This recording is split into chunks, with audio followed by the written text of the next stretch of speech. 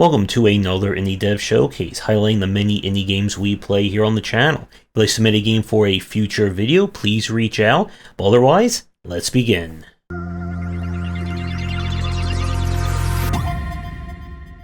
We are starting things off with the game Tater Spud. This is a Metroidvania starring, well, a potato. In his world, something is going wrong and vegetables all around are going rotten. In order to solve it, they must jump, shoot, and Metroidvania their way across the world to solve the mystery. The game itself is in early access, and what you see may not represent the current version of it. But this is your kind of standard Metroidvania design. You'll explore a variety of environments looking for upgrades and new movement and offensive tech, fight all manner of bosses, and you're kind of given free reign to explore and figure out what is going on. Now, the main thing about this one is that when we tried this, it is a little just kind of loose in terms of pacing. Again, this is one of those games where you'll be given a huge area, 4 or 5 different routes to go, and you're going to have to try and figure out where it is you're even supposed to be going and doing at the moment. It can be on the challenging side. This is a game that's as much about platforming than it is about combat, especially during the boss fights and kind of arena encounters. But there's definitely something here for fans looking for a Metroidvania that is built to be a challenge. I don't know if it is still receiving updates or not, but if you're a Metroidvania fan and looking for a little potato action along the way, then I would at least give this one a check. We now turn to Azure, Pilgrimage of the Slorfs. This is currently in early access, and what you see may not represent the current version of it. And what we have here is a tactical RPG meets deck builder with a bit of survival crafter thrown in for good measure. The Slorfs are trying to figure out what is going on in their land, and to do that, they're going to have to explore, fight all manner of nasties, and collect the resources they need to keep going. The game itself is designed around going on different runs, aka pilgrimages, and you'll need to collect resources and items that will help you succeed. Your cards will make up all the resources you find, items and gear you can craft, and you'll be able to upgrade cards in different variants after each level. Each level in the run will have you performing a certain number of tasks, usually involves killing enough enemies or collecting enough resources. Whatever resources you collect, you'll take back to your campsite, which you can use to craft new gear or upgrade the camp that will aid you on subsequent areas in that run. Now, the upgrades themselves will come in all shapes and sizes, and you'll need to balance between upgrading your cards, upgrading your camp, and getting new gear to help you. You see, the challenge and where the survival side comes in is that when you're on the field, you'll use water and food as kind of your resources or your mana or so on in a traditional deck builder. You can gather more food and water using the limited resources on the map itself, and every map is procedurally generated. You'll have to make use of balancing the resource collecting with dealing with the enemies while doing all this collecting along the way. And there's definitely a lot to this in terms of how you want to play it and what the various cards and abilities you gain will impact things. As an example, there's different kinds of movement cards. Some will allow you to move and attack, move and gather at the same time, or just move in different degrees or areas on the field. And this will all come back in terms of how you want to play your run. You'll need to deal with enemies in different ways, and the gear that you can craft will obviously give you the most damage, but crafting that will, of course, limit you in terms of other ways that you can build. Now, since we played this one on stream, it has been quite a while. I don't know to the extent of what they've added in terms of new content, new features, mechanics, and so on. But this one definitely seems like an interesting take on the genre. it can be a little challenging to learn, as you're having to balance again the card dynamics with the resource collecting ones. But if you are a fan of deck builders and looking for one that is doing things a little bit differently than everyone else, then I highly recommend checking this one out.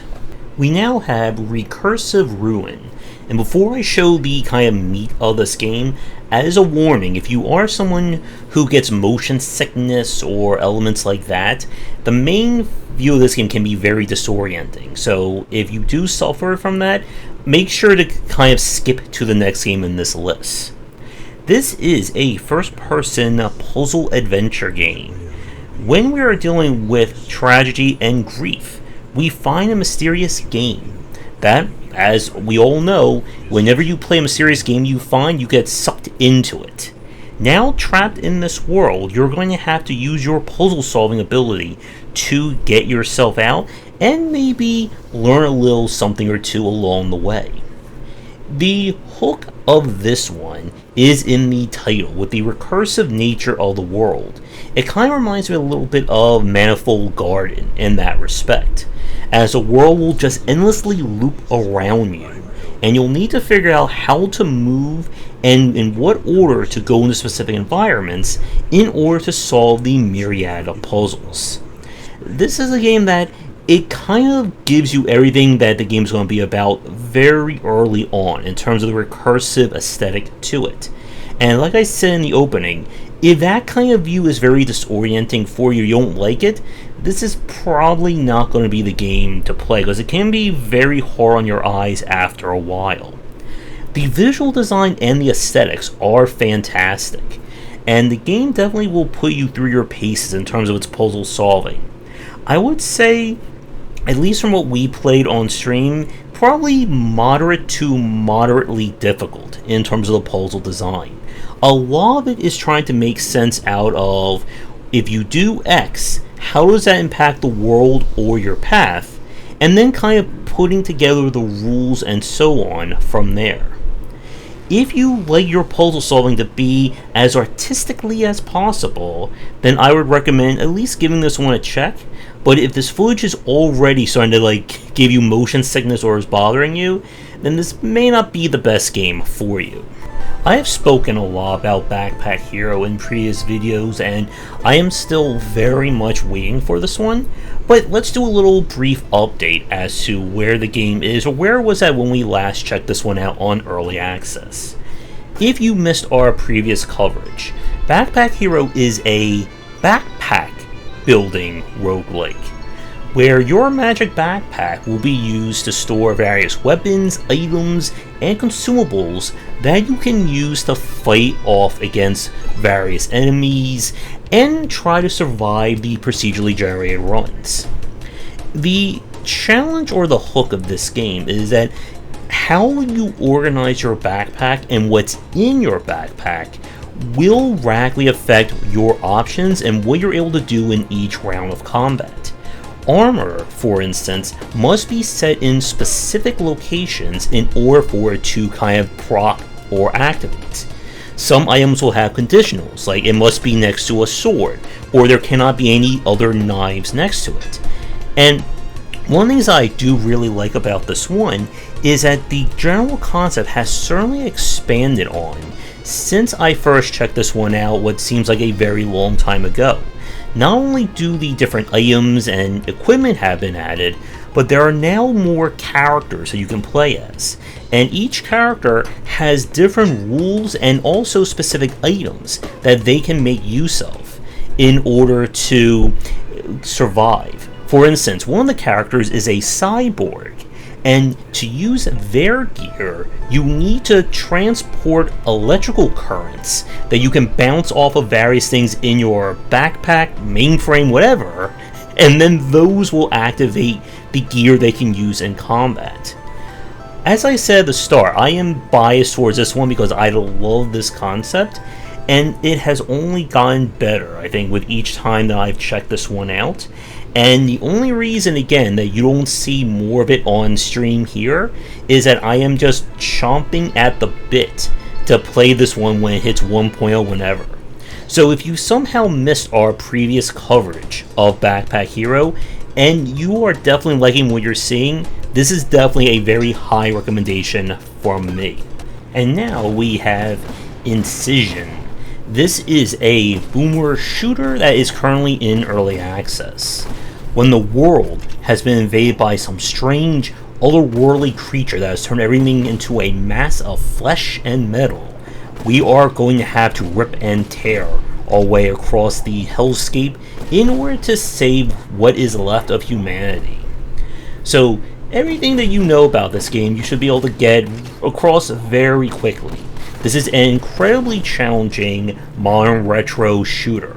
You're going to be running, kicking, shooting, and trying to survive a myriad of enemies, blasts, and all manner of projectiles coming at you from all angles. The game itself can be on the challenging side, especially if you play this on the higher settings. You have a number of lives you can find on the map that will enable you to get more or get further in case you die, but this is definitely not a case of push forward combat. All health and ammo reserves are going to be found on the map itself. Now with that said, the gunplay in this one is good. The weapons have a nice feel to them, but if you're hoping for kind of like painkiller-esque craziness, it doesn't quite go that far. I did like the aesthetics and overall design of it. They're definitely going for that kind of hell on earth vibe, but in a more grittier respect than we saw with Doom Eternal. Now it has been a while since we checked this one out. When it was put onto early access, it was only available or the first episode. I don't know if they've added anything else since then, but if you are looking for metal modern retro shooting, then I would check this one out, and if you are looking for quite a bit of challenge as well. For the last game of our showcase this week, this is the demo for Elementallis, a top-down Zelda-like.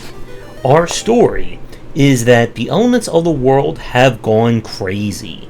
Everything is messed up, fire is not working as it should, and in order to save the world, we are going to have to go out, try and get the elements back on track, and solve lots of dungeon-esque puzzles. From our time in the demo, the game is definitely aiming for that original like Zelda or 16-bit Zelda style. You'll be exploring a variety of dungeons, complete with their own boss and items to find. Get the correct item, and you'll be able to then use it to solve other puzzles, get to the boss, and of course solve the world's problems one dungeon at a time. The main thing that I had with Elementallis is that from the demo, we really didn't get a good enough look at, I guess, at how the different elements are going to make this game stand out from other Zelda-likes. The swordplay, general exploration, all we've seen before.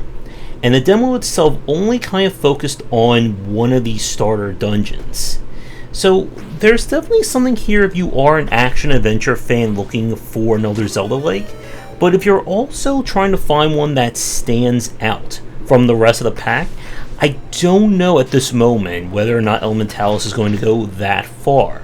But at least from what we played of it, it seemed to be a very entertaining game nonetheless. That's going to do it for today's video. Thank you so much for watching. Be sure to do the YouTubing stuff people tell you to do. If you're interested in more of my thoughts on design, check out my books wherever they are sold. Visit our Discord and Patreon, and come back for daily discussions on game design here, and on game wisdom, where you some of the art and science of games.